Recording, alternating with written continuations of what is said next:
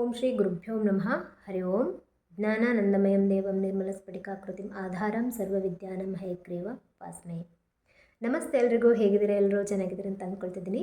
ಎಲ್ಲರೂ ಚೆನ್ನಾಗಿರಿ. ಸೊ ಇವತ್ತು ನಾವು ಸೂರ್ಯನ ಸಂಚಾರ ಸಿಂಹ ರಾಶಿಗೆ ಬಂದಿರೋದ್ರಿಂದ ಯಾವ ರೀತಿಯ ಫಲಗಳನ್ನು ಯಾವ ರಾಶಿಯವರು ಅಥವಾ ಯಾವ ಲಗ್ನದವರು ಎಕ್ಸ್ಪೆಕ್ಟ್ ಮಾಡಬಹುದು ಅಂತ ನೋಡೋಣ. ಯಾರು ಎಚ್ಚರಿಕೆಯಿಂದ ಇರಬೇಕಾಗುತ್ತೆ ಯಾವ ವಿಷಯದಲ್ಲಿ ಅಂತ ನೋಡೋಣ.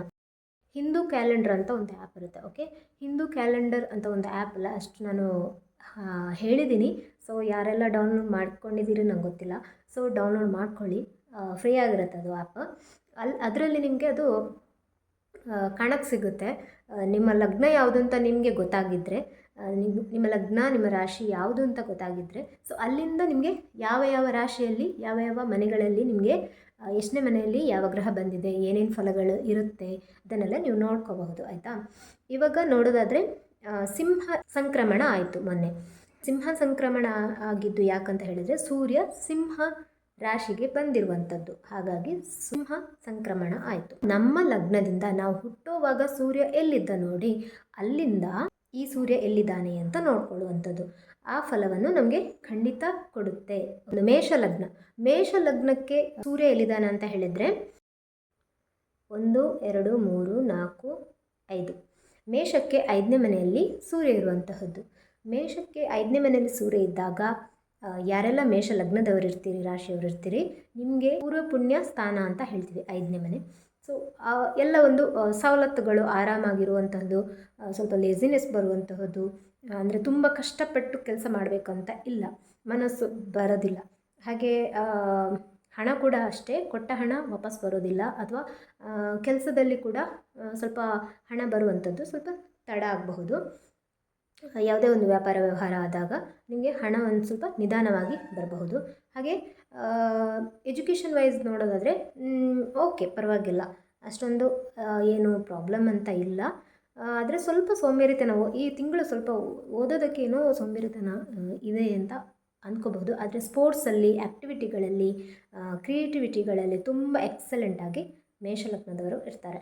ಈಗ ಮದುವೆ ಜೀವನದಲ್ಲಿ ನೋಡೋದಂತ ಹೇಳಿದರೆ ಪ್ರೀತಿ ಜಾಸ್ತಿ ಆಗುತ್ತೆ. ಕೆಲವೊಂದು ಸಾರಿ ಪ್ರೀತಿ ಜಾಸ್ತಿ ಆದರೂ ಕಷ್ಟನೇ, ಕಡಿಮೆ ಆದರೂ ಕಷ್ಟನೇ.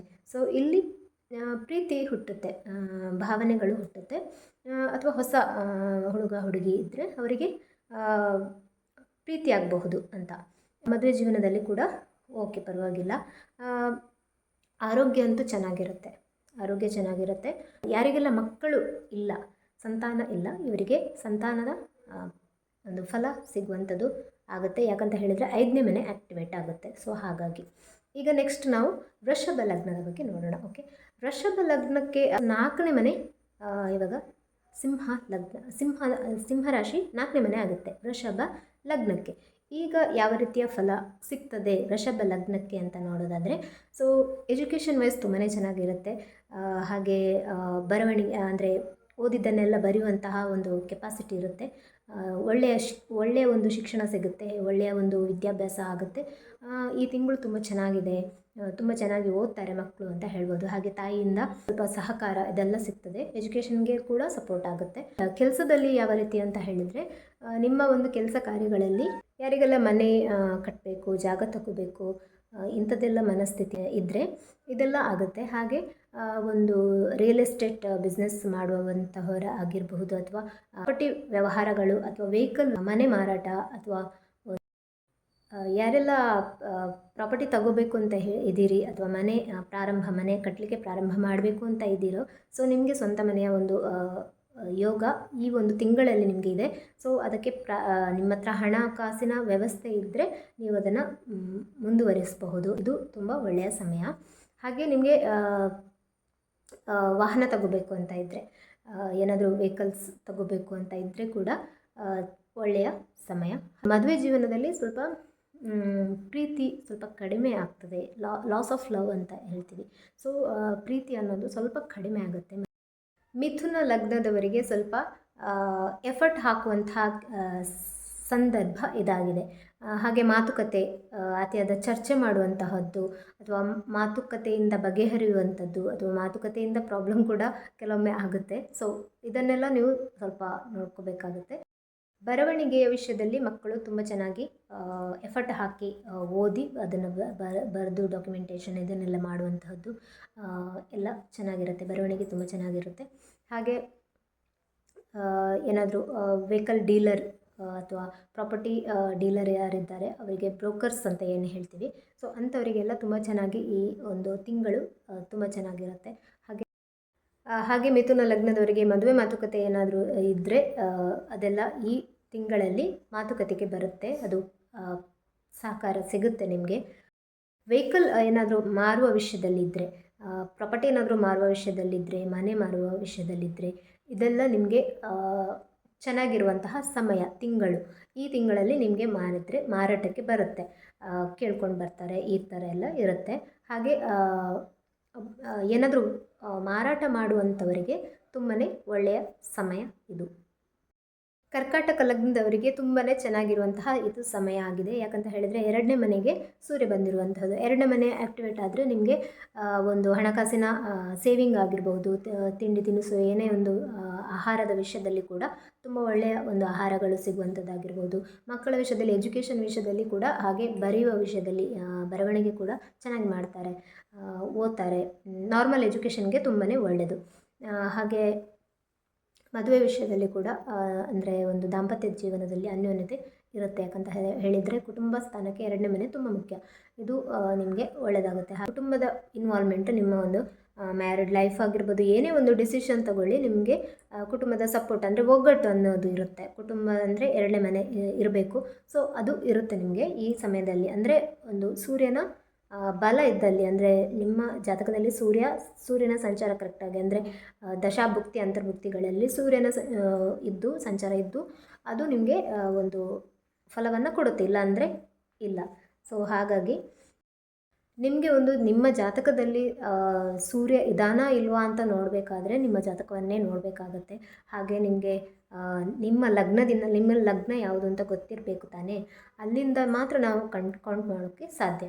ಹಾಗೆ ನಿಮಗೆ ಈಗ ಪ್ರಸ್ತುತವಾಗಿ ಎಲ್ಲಿದ್ದಾನೆ ಅಂತ ನೋಡೋಕ್ಕಾದರೆ ನಿಮಗೆ ನಾನು ಆಲ್ರೆಡಿ ಹೇಳಿದ ಸಿಂಹ ಲಗ್ನದವರಿಗೆ ಲಗ್ನದಲ್ಲೇ ಸೂರ್ಯ ಇರುವಂತಹದ್ದು, ಅದು ಕೂಡ ಒಳ್ಳೆಯದೇ.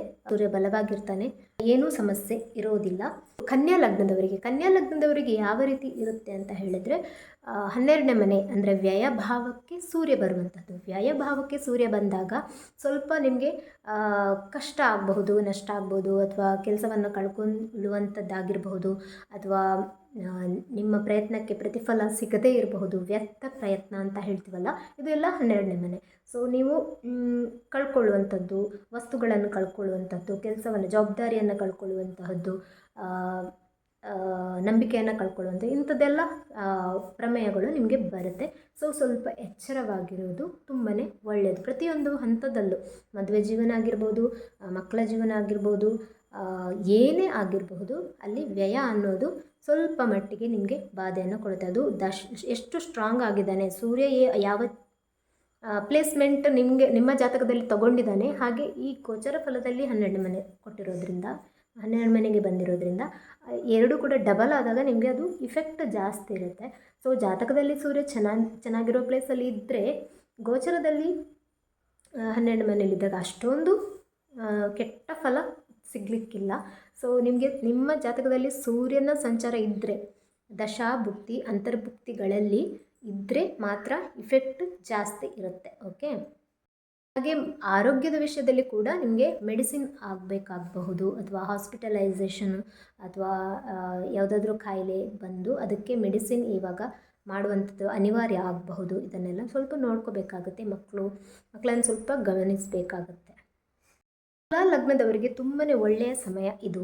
ಯಾಕಂತ ಹೇಳಿದರೆ ತುಲಾ ಲಗ್ನದವರಿಗೆ ಸಿಂಹ ರಾಶಿ 11ನೇ ಮನೆ ಆಗುತ್ತೆ. ಸೊ ಲಾಭಸ್ಥಾನಕ್ಕೆ ಸೂರ್ಯ ಬಂದಿರೋದ್ರಿಂದ ಪ್ರತಿಯೊಂದು ಹಂತಗಳಲ್ಲೂ ತುಂಬಾ ಒಳ್ಳೆಯದಾಗುತ್ತೆ, ಪ್ರತಿಯೊಂದು ವಿಷಯಗಳಲ್ಲೂ ತುಂಬಾ ಒಳ್ಳೆಯದಾಗುತ್ತೆ.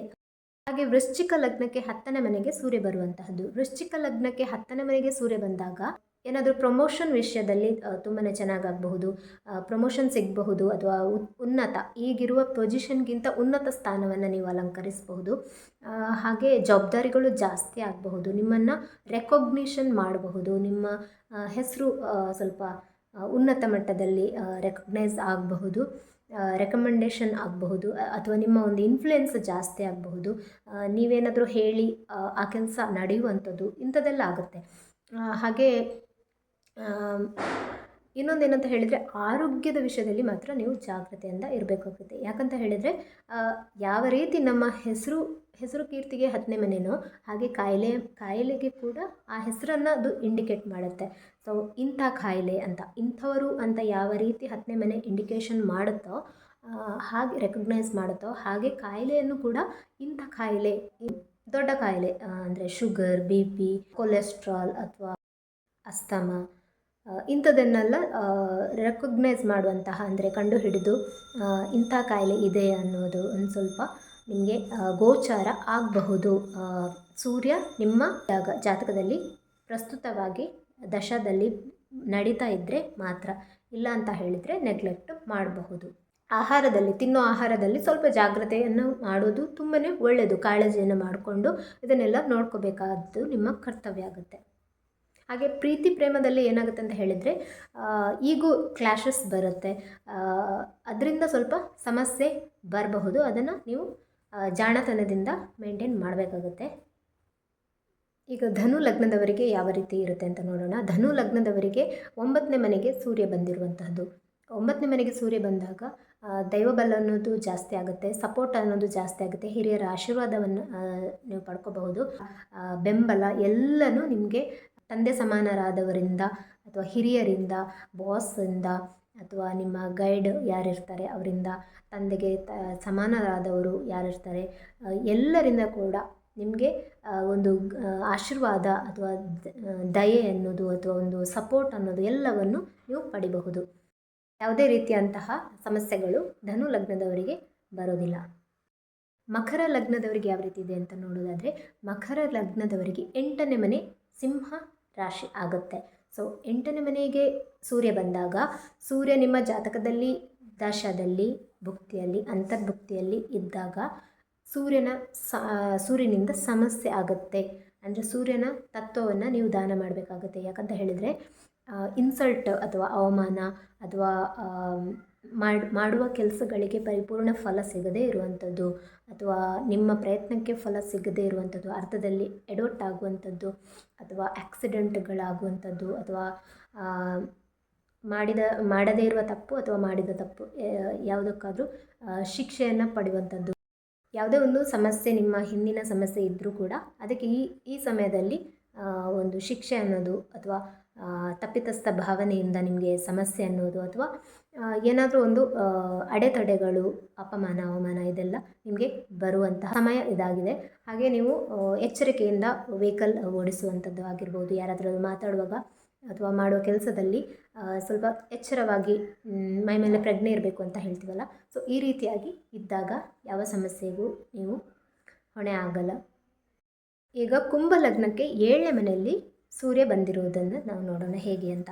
ಸೊ 7ನೇ ಮನೆಗೆ ಸೂರ್ಯ ಬಂದಾಗ ಸೂರ್ಯನ ಸಂಚಾರದಿಂದ ಯಾವ ರೀತಿಯ ಫಲ ಅಂತ ಹೇಳಿದರೆ, ಎಲ್ಲ ಕೆಲಸ ಕಾರ್ಯಗಳಲ್ಲೂ ತುಂಬಾ ಒಳ್ಳೆಯದಾಗುತ್ತೆ. ಯಾರಿಗೆಲ್ಲ ಮದುವೆ ಪ್ರಪೋಸಲ್ಗಳು ಇದೆ, ಮದುವೆ ಮಾತುಕತೆ ಮಾಡುವಂಥದ್ದಾಗಿರ್ಬೋದು, ಇದೆಲ್ಲ ಸೆಟ್ ಆಗುತ್ತೆ. ಹಾಗೆ ನಿಮಗೆ ಪ್ರಪೋಸಲ್ಗಳು ಬರುತ್ತೆ. ಹಾಗೆ ಮದುವೆ ಮಾತುಕತೆ ಮುಂದುವರೆದು ಮದುವೆ ಆಗುತ್ತೆ. ಹಾಗೆ ಕೆಲಸ ಕಾರ್ಯಗಳಲ್ಲಿ ಒಳ್ಳೆಯದಾಗುತ್ತೆ. ಹಾಗೆ ಜಾಬ್, ಬಿಸ್ನೆಸ್ ಪಾರ್ಟ್ನರ್ ಸಿಗ್ಬೋದು, ಹೊಸ ಪಾರ್ಟ್ನರ್ ಸಿಗ್ಬೋದು, ಲೈಫ್ ಪಾರ್ಟ್ನರ್ ಸಿಗ್ಬೋದು. ಇದೆಲ್ಲವೂ ತುಂಬ ಚೆನ್ನಾಗಾಗುತ್ತೆ. ನೀವು ಈ ಸಮಯವನ್ನು ತುಂಬ ಚೆನ್ನಾಗಿ ಬಳಸ್ಕೊಳ್ಳಿ. ಹಾಗೆ ಮೀನ ಲಗ್ನಕ್ಕೆ ಯಾವ ರೀತಿ ಅಂತ ಹೇಳಿದರೆ, ಮೀನ ಲಗ್ನಕ್ಕೆ 6ನೇ ಮನೆ ಆಗುತ್ತೆ ಸಿಂಹ ರಾಶಿ ಅನ್ನೋದು. ಸೊ ಈ ಸಂದರ್ಭದಲ್ಲಿ ನಿಮ್ಮ ಒಂದು 6ನೇ ಮನೆಯ ಫಲ ಯಾವ ರೀತಿ ಇರುತ್ತೆ ಸೂರ್ಯನಿಂದ ಅಂತ ಹೇಳಿದರೆ, ಕೆಲಸ ಕಾರ್ಯಗಳಲ್ಲಿ ಹೆಚ್ಚಿನ ಸಂಬಳ ಅಥವಾ ಮನಿ ಇನ್ಕಮ್ ಅನ್ನೋದು ಜಾಸ್ತಿ ಆಗಬಹುದು. ಹಾಗೆ ನಿಮಗೆ ಶತ್ರುಗಳು ಅಂದರೆ ಹಿತಶತ್ರುಗಳನ್ನೋರು ಸ್ವಲ್ಪ ಕಂಡು ಬರಬಹುದು ಈ ಒಂದು ತಿಂಗಳಲ್ಲಿ. ಹಾಗೆ ನಿಮಗೆ ನಿಮ್ಮ ಮದುವೆ ಪಾರ್ಟ್ನರ್ ಅಂದರೆ ಲೈಫ್ ಪಾರ್ಟ್ನರ್ ಯಾರಿರ್ತಾರೆ, ಹೆಣ್ಣಾಗಿರ್ಬೋದು, ನೀವು ಗಂಡಾಗಿರ್ಬೋದು, ಮೀನ ಲಗ್ನದವರಿಗೆ ಎಸ್ಪೆಷಲಿ ಹೇಳ್ತಾ ಇರೋದು. ಸೊ ನಿಮ್ಮ ಒಂದು ಲೈಫ್ ಪಾರ್ಟ್ನರ್ ನಿಮಗೆ ಶತ್ರುವಾಗಿ ಕಾಡಬಹುದು, ಅಥವಾ ನೀವು ಡಿವೋರ್ಸ್ ವಿಷಯದವರೆಗೂ ಹೋಗಬಹುದು. ಒಂದು ಪ್ರೀತಿ ಅಥವಾ ಒಲವು ಅನ್ನೋದು, ಪಾರ್ಟ್ನರ್ನ ಅಗತ್ಯ ಅನ್ನೋದು ನಿಮಗೆ ಕಡಿಮೆ ಅಂತ ತೋರಬಹುದು. ಈ ಒಂದು ಸಂದರ್ಭಗಳಲ್ಲಿ ಸಣ್ಣ ತಪ್ಪೆ ದೊಡ್ಡದಾಗಿ ನಿಮಗೆ ಸಮಸ್ಯೆ ಅನ್ನೋದು ಕಂಡು ಬರ್ಬೋದು. ಅದಕ್ಕಾಗಿ ತಾಳ್ಮೆ ಅನ್ನೋದು ತುಂಬ ಮುಖ್ಯ. ಯಾಕಂತ ಹೇಳಿದರೆ ಒಂದು ತಿಂಗಳ ಈ ಒಂದು ಸೂರ್ಯನ ಸಂಚಾರದಿಂದ ಲೈಫ್ ಲಾಂಗ್ ನೀವು ಕೊರಗುವಂಥದ್ದನ್ನು ಅಥವಾ ನಿಮ್ಮಿಂದ ಬೇರೆಯವರು ಕೊರಗುವಂಥದ್ದನ್ನು ನೀವು ತಪ್ಪಿಸಬೇಕಾಗುತ್ತೆ. ಹಾಗಾಗಿ ಮೀನ ಲಗ್ನದವರು ಎಚ್ಚರಿಕೆಯಿಂದ ಹೆಜ್ಜೆ ಇಡಬೇಕಾಗುತ್ತೆ. ಒಂದು ತಿಂಗಳ ಒಂದು ಸಂದರ್ಭದಲ್ಲಿ ಸೂರ್ಯನ ಸಂಚಾರದಿಂದ ಯಾವ ರೀತಿಯ ಸಮಸ್ಯೆ ನಿಮಗೆ ಎದುರಾಗಬಹುದು ಅದನ್ನು ನಾನು ಮೊದಲೇ ತಿಳಿಸ್ತಾ ಇದ್ದೀನಿ. ಸೊ ನೀವು ಎಚ್ಚರಿಕೆಯಿಂದ ಅದನ್ನು ಗಮನ ಇಟ್ಟು ನೋಡಬೇಕಾಗುತ್ತೆ. ನಿಮ್ಮ ಜಾತಕದಲ್ಲಿ ಒಂದು ಸೂರ್ಯನ ಸಂಚಾರ, ಸೂರ್ಯ ಇದ್ದರೆ ಮಾತ್ರ, ಅಂದರೆ ದಶಾ ಭುಕ್ತಿ ಅಂತರ್ಭುಕ್ತಿ ಪ್ರಸ್ತುತವಾಗಿ ನಡೆಯುವ ಕಾಲಮಾನದಲ್ಲಿ ಈ ಒಂದು ಸೂರ್ಯನ ಒಂದು ಗೋಚಾರ, ಸೂರ್ಯನ ಒಂದು ನಡೆ ಇದ್ದರೆ ಮಾತ್ರ ನಿಮಗೆ ಇದು ಸಮಸ್ಯೆಯಾಗಿ ಕಾಡುತ್ತೆ. ಇಲ್ಲ ಅಂತ ಹೇಳಿದರೆ ನೆಗ್ಲೆಕ್ಟ್ ಮಾಡಬಹುದು. ಅದಕ್ಕೋಸ್ಕರ ನೀವು ಜಾತಕವನ್ನು ಪರಿಶೀಲನೆ ಮಾಡಿಕೊಳ್ಳೋದು ಅಥವಾ ಒಮ್ಮೆ ಜಾತಕದ ಬುಕ್ಕನ್ನು ನೋಡಿ ಎಲ್ಲಿ ಈ ಒಂದು ತಿಂಗಳಲ್ಲಿ ಪ್ರಸ್ತುತವಾಗಿ ಈ ಒಂದು ತಿಂಗಳಲ್ಲಿ ಆಗಸ್ಟ್ ತಿಂಗಳಲ್ಲಿ ಆಗಸ್ಟ್ 16ರಿಂದ ನೆಕ್ಸ್ಟ್ ಮಂತ್ ಸೆಪ್ಟೆಂಬರ್ವರೆಗೂ ಸೂರ್ಯ ನಿಮ್ಮ ದಶಾಭುಕ್ತಿಗಳಲ್ಲಿ ಅಂತರ್ಭುಕ್ತಿಗಳಲ್ಲಿ ಸೂರ್ಯ ಅಂತ ಬರೆದಿದ್ದಾರಾ ಅಂತ ಒಮ್ಮೆ ಚೆಕ್ ಮಾಡ್ಕೊಳ್ಳಿ. ಓಕೆ, ಕ್ರಾಸ್ ಚೆಕ್ ಮಾಡ್ಕೊಳ್ಳಿ. ಆನಂತರ ನೀವು ಡಿಸಿಷನ್ ತಗೋಬಹುದು. ಯಾರ ಹತ್ರ ನಿಮ್ಮ ಹತ್ರ ಜಾತಕ ಇಲ್ವೋ ಕಾಂಟ್ಯಾಕ್ಟ್ ಮಾಡಬಹುದು, ನಾನು ನಿಮಗೆ ತಿಳಿಸಿಕೊಡ್ತೇನೆ. ಹಾಗೆ ಬೇರೆಯವರನ್ನು ಕೂಡ ನೀವು ಕಾಂಟ್ಯಾಕ್ಟ್ ಮಾಡ್ಬೋದು, ಅದು ನಿಮ್ಮ ಇಷ್ಟ. ನೀವು ಕಾಂಟ್ಯಾಕ್ಟನ್ನು ಮಾಡಬಹುದು, ನಾನು ನಂಬರನ್ನು ಕೊಟ್ಟಿರ್ತೇನೆ. ಓಕೆ, ಎಲ್ಲರಿಗೂ ಒಳ್ಳೆಯದಾಗಲಿ. ಈ ದಿನದ ಒಂದು ಸಮಾಚಾರವನ್ನು ನೀವು ನೋಡ್ಕೊಳ್ಳಿ. ವಿಡಿಯೋವನ್ನು ಲೈಕ್ ಮಾಡಿ, ಶೇರ್ ಮಾಡಿ, ಹಾಗೆ ಕಮೆಂಟ್ಗಳನ್ನು ಮಾಡಿ ಅಂತ ಹೇಳ್ತಾ ಎಲ್ಲರಿಗೂ ಒಳ್ಳೆಯದಾಗಲಿ. ಸರ್ವೇ ಜನ ಸುಖಿನೋ ಭವಂತು, ಸಮಸ್ತ ಸನ್ಮಂಗಳಾನಿ ಭವಂತು.